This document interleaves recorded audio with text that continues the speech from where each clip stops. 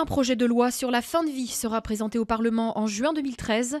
Il s'appuiera sur les propositions du professeur Sicard qui a remis à François Hollande son rapport sur l'épineuse question de l'euthanasie.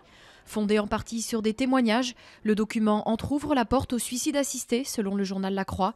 Il dénonce également une culture du tout curatif chez les médecins et une mauvaise prise en charge de la douleur.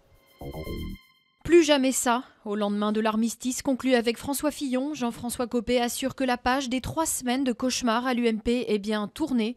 Les deux hommes ont signé lundi soir un accord de sortie de crise à l'issue d'un tête-à-tête à l'Assemblée. Ils prévoient une nouvelle élection à la présidence du parti en septembre 2013. Le débat sur les armes à feu fait rage aux États-Unis après le massacre dans une école du Connecticut. Alors que Newtown enterre ses premières victimes, 160 000 personnes ont signé une pétition sur le site de la Maison-Blanche. Elles demandent à Barack Obama d'agir sur le contrôle de la circulation des armes. Au Congrès, certains démocrates proposent d'interdire les fusils d'assaut.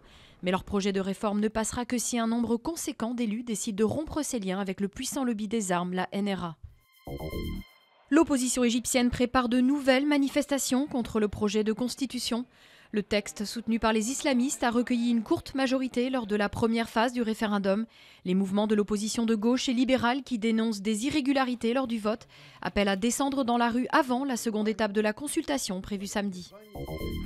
Omar Sy s'installe au musée Grévin. La star d'Intouchable, couronnée par le César 2012 du meilleur comédien, a inauguré son double de cire lors d'une cérémonie en présence de sa famille et de nombreux amis. Le nouveau pensionnaire trônera aux côtés de Charlie Chaplin et Michael Jackson. Je viendrai régulièrement la voir s'il la traite bien et surtout s'il la change pas de place.